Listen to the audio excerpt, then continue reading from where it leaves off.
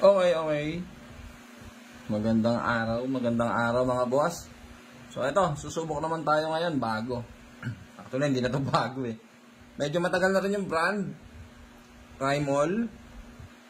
Sa mga nakakaalam, goods. So mga bago hindi pa nakakaalam. So ito, papakilala natin. Bagong langis.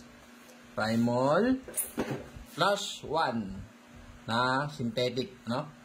Synthetic po ito. Ngayon, pag bumili kayo nito, may bagong kasama na siya. Ito, yung Tribofilm. Okay? Ayun, naka-package siya. So, para saan yan? So, ito ay additives, no? Kung alam niyo yung nano-moly, so, ganon. Ganon yung ano niya, effect niya.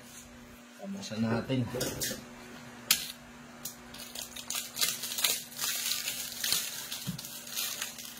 Okay, so ayan siya. Pero nabibili itong separate. So, para saan to?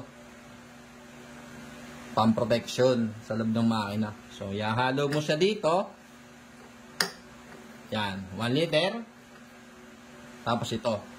Ihahalo mo na siya agad. Bago mo ilagay sa makina. Okay? So, yun yung kanyang ratio. 1:1. 1:1 bottle. So, subukan natin.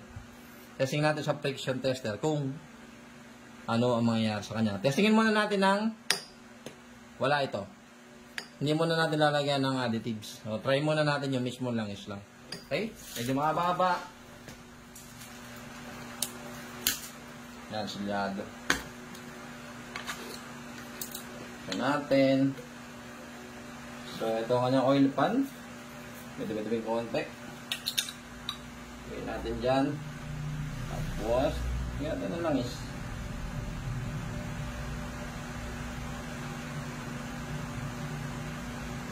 Okay. Testingin muna natin ng walang additives. Kaya kung gano'ng katagal aabutin niya. Yung ilang plates aabutin niya. Ito yung ating lug. At yung ating machine ay isaksak. Ito natin kailan aabutin.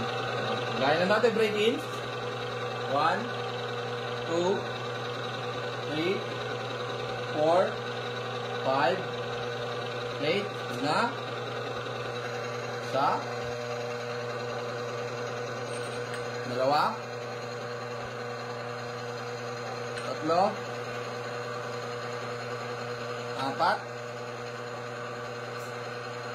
lima, ganda yan, 6,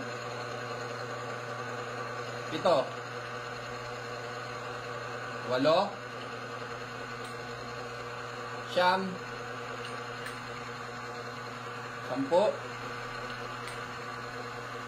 11, 12. Wala. Hindi naman tumigil. Parang hindi na natin kailangan ng additives So, dadagdag tayo ngayon ng 1 liter. Ito, 1 liter to.